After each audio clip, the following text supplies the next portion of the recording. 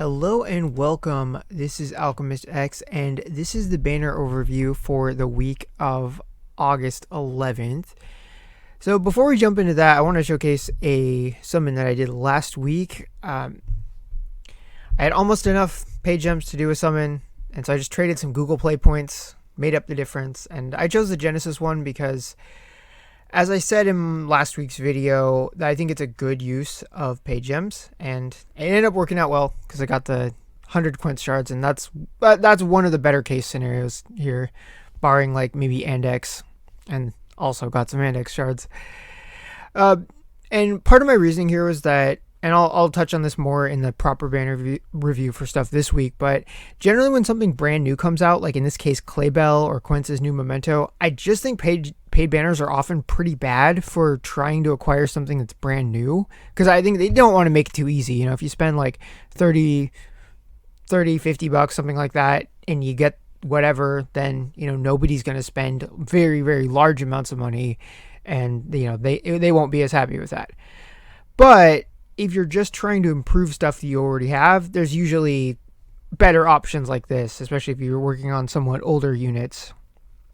And just the degree of scarcities involved here is what swayed me in that direction. And after looking at the banners for this week, I definitely feel justified in that opinion. I was pleasantly surprised by how well this went, because I figured maybe half the results would be good and the other half would be like kind of okay. But overall, not bad. Like Andex, lots of Quence, Ignacio I really, really want. And then, of course, got to have more Nimble shards just because I never get too many of those. But I'm also going to be raising Dark Mirror soon. So overall, pretty great. So let's move on to the banners proper. Okay, so we are back in the present for the banners. So for the paid banners, I just don't think that they are worth it. They're just way too much money for how little you can get out of it.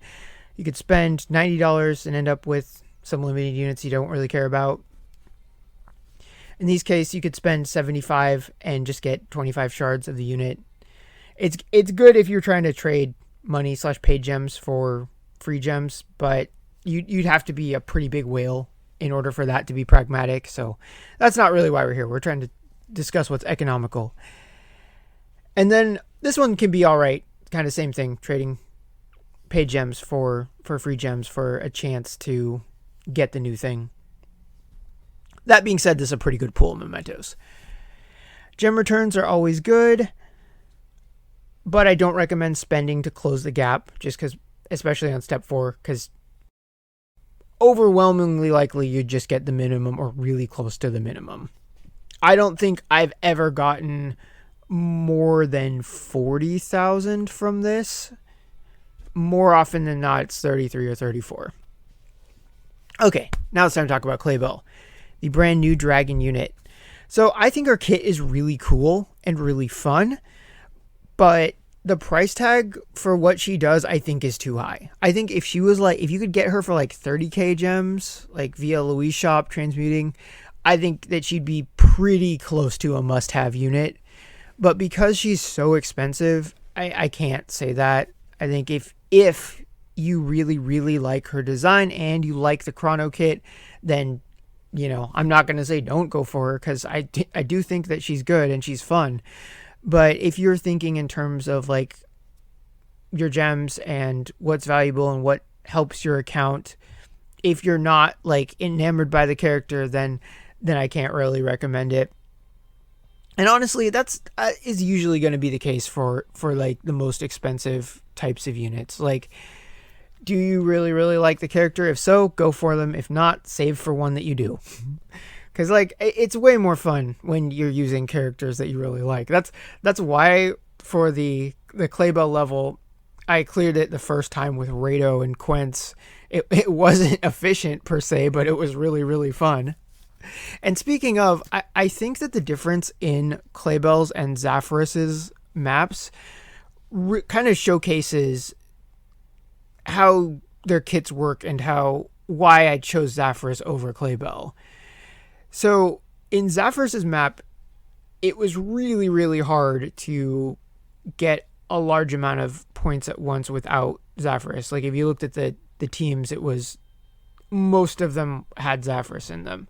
Whereas with Claybell, that was not the case at all. Now, I don't endorse overtuning a level just to sell a specific character. That's definitely not something I think is good.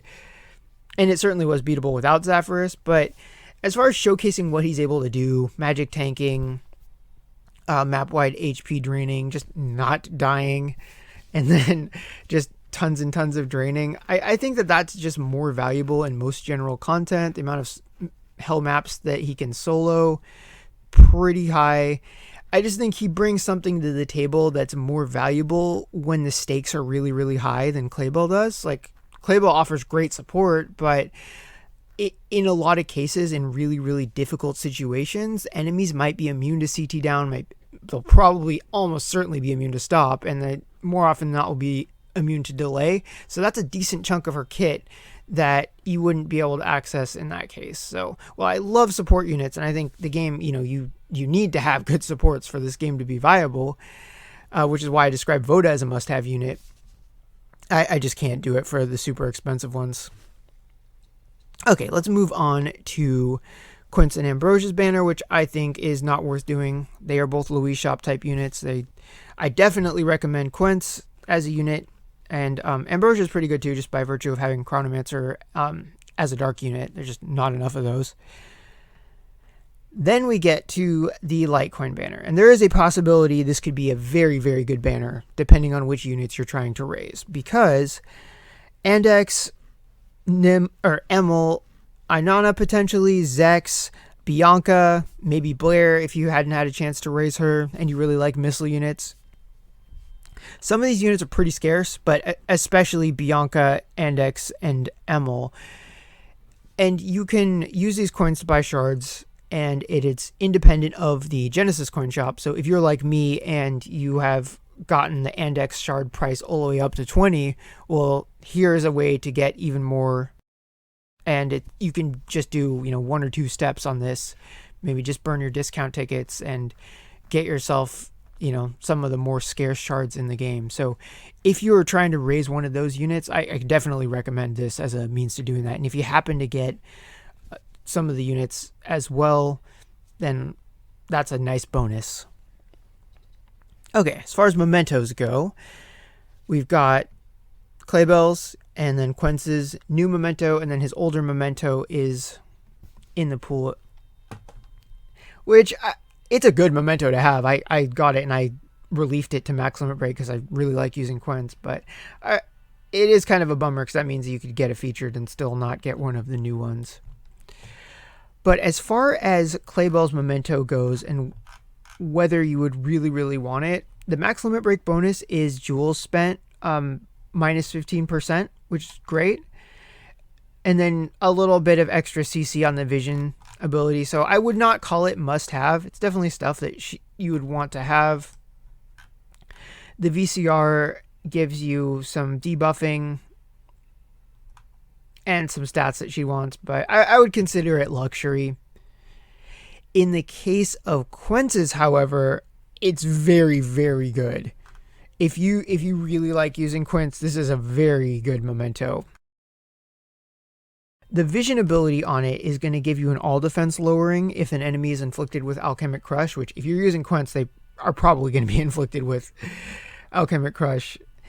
And the VCR gives you this really fun ability that you can use on your allies to force a silence on them and then multiply their P attack and M attack by 2.5, increase their jewels obtained, and then have a chance to inflict Alchemic Crush to your attacks. I don't know how often that would be really useful, but that could be pretty amusing at the very least. And that on top of it, it takes care of his HP gear. Get a couple of good damage boosts just because Dark all attack up. And then the max limit break bonus is hit rate. So that's going to be more useful in PvP than anything else. But, not missing is still good. So, and then to top it off, in the case of Quence's memento, if you max limit break it in this period, you will also get 150 shards of his. So that's a pretty decent chunk of bonus. So all in all, if you're already on board for getting it, it's just all the more reason to do so. And this would be the banner to do it. Then we get to a rerun of Zaphyrus's. Zaphyrus is really good. I don't have it, and Zaphyrus has been an amazing unit for me, so that tells me that it's not, strictly speaking, must have. But it does, if you really, really want to poison things, it'll help you do that and just give you more stats that you want. And then Ambrosia's is there. I don't use Ambrosia, so I can't really speak as an expert. But I'm going to assume that if you're using her, you would want both of her mementos. All right, now finally, the last of the new banners this week is going to be light themed. It has some pretty good plus sides. All of the featured memento, or the entire pool of 5-star mementos, are the featured mementos, and there are some good ones in here if you haven't gotten them yet. Mostly Andexes, but Bianca for sure, Zex, and then if you're a fan of someone like Cheryl or Nina or Blair, oh, actually Minerva. Minerva's is must-have as well. Minerva is an excellent unit that I forget to give her the credit that she deserves, despite being an absolutely amazing support unit. So if any of those mementos are something that you want or need, then you could get it with this 7-step banner and then max limit break it on top of that. And then because of the limited pool, you might be able to get it without going to step 7. But in the case of especially Andex, you would want to max limit break it anyway. So those reliefs could be very, very helpful. And in addition, the other Genesis characters with 5-step banners are running for the rest of the week. But now I'm going to do a couple steps of that Quence Memento banner. Okay, so let's get started. So I'm willing to burn 2 discount tickets on this. Not willing to dump all my gems into guaranteeing it, because I still want to get Solomon, whether the next POTK is happening as oh, there was a downloading now. That got my attention. Whether they surprise it or they spring it on us as a surprise this month, which I kind of doubt. They usually announce POTK. My guess is first week of September. Wow, that looks like a pretty solid pull. So that being the case, I should be able to guarantee myself a Solomon. Not her memento, but I'm not as worried about that. Generally speaking, even if a character really, really likes their memento, I can usually make it work. Just run them either Holy Guard or Synchronization Error. That's weird. Holy Guard or Templars most of the time. Maybe Global. Oh, look at that. First step. This does not happen very often. Good times. So, yeah. I should have enough relief selectors to make that happen. I try to hoard them for special occasions like this. And then I just bought one from the monthly relief shop today, actually, in anticipation of this. Oh, and a bonus Kuden memento that I don't need because I have that one max limit broken. But yeah, it's 1/5 of a relief. So yeah, that was pretty good. That means I don't really want to do the second step of this, because even if I got Claybell's memento, it wouldn't help me for a very, very long time, I'm assuming, if it ever did help me. Instead, I think I'd rather just do one step.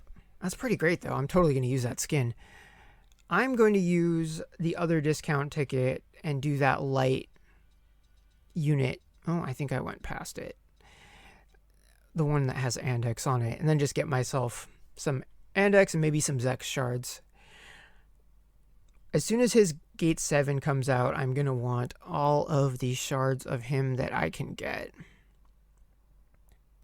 And I do have him in the soul port. So I do get a shard of him, like almost, I guess probably like maybe 0.8 shards a day technically, because it's really hard to catch it on the exact 6-hour mark, because I do sleep, and sometimes I'm at work for longer periods of time, but I'm pretty close to getting it in each interval.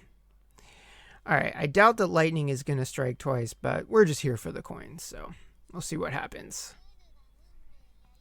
I was pretty lucky though. I'm glad I decided to do this. Well, at the very least, we have Okay, 2 5-stars. That would be absolute insanity if it was one of the featured units. Except for Emil, I really don't need more Emil shards. Because my Emil is like 100% maxed out thanks to that season pass that happened. Which also got me her second memento, because that had been one of the mementos that just refused to show up. Oh, we've got a featured. Oh, Minerva. I think my Minerva is super max. Maybe not 100% though. I might be missing some gates on her. And a Chow. Oh man, that's one of those like I forgot they existed units. For a while, he did have a very specific niche of being my Dark Ultima instant cast facilitator because of his astrologer job, and then Ultima having a super fast speed already, so he could just insta cast his spells. But that is a very, very bygone era. And then, okay, take coins and insert directly into shop. But yeah, that is it for me for this week. So if you are summoning, I hope that you also have really good luck, and I will see you all next time.